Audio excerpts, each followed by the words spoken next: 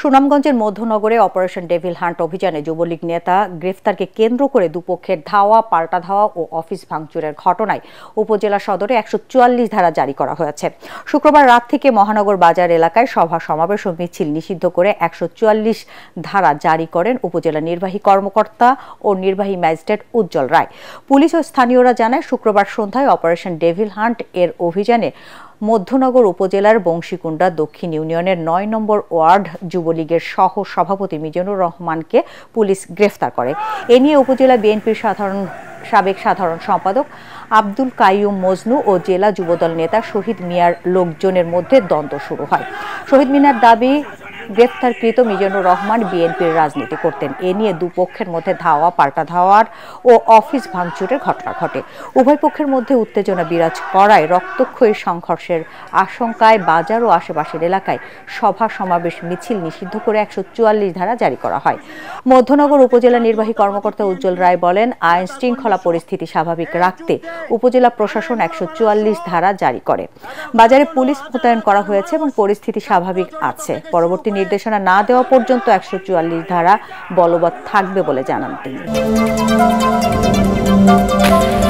সীমান্তে নিরস্ত্র নাগরিকদের ওপর গুলি চালানো, হত্যা, আহত বা মারধরের ঘটনা শূন্যে নামিয়ে আনতে যৌথ টহল বৃদ্ধি, গোয়েন্দা তথ্য আদান প্রদানের সিদ্ধান্ত নিয়েছে ভারত ও বাংলাদেশের সীমান্তরক্ষী বাহিনী।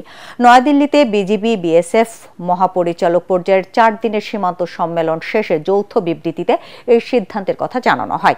এছাড়া সীমান্তে ১৫০ গজের মধ্যে কাঁটাতারের বেড়া স্থাপন নির্মাণ বন্ধেরও সিদ্ধান্ত নেওয়া হয়।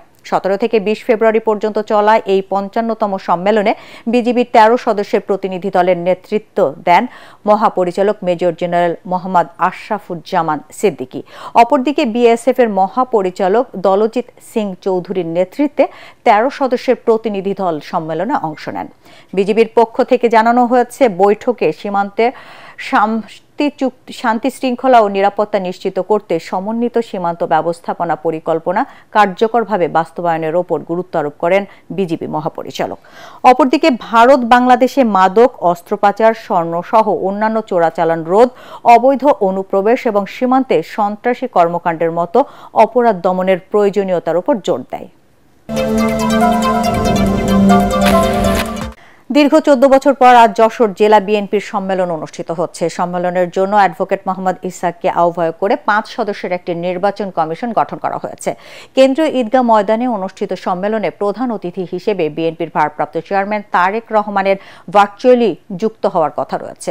সকালে জাতীয় ও দলীয় পতাকা উত্তোলনের মাধ্যমে বেলুন, ফেস্টুন ও পায়রা উড়িয়ে অনুষ্ঠানের উদ্বোধন করেন চেয়ারপারসনের উপদেষ্টা আমানুল্লাহ আমান। সভাপতিত্ব করেন জেলা বিএনপির আহ্বায়ক অধ্যাপক নার্গিস বেগম।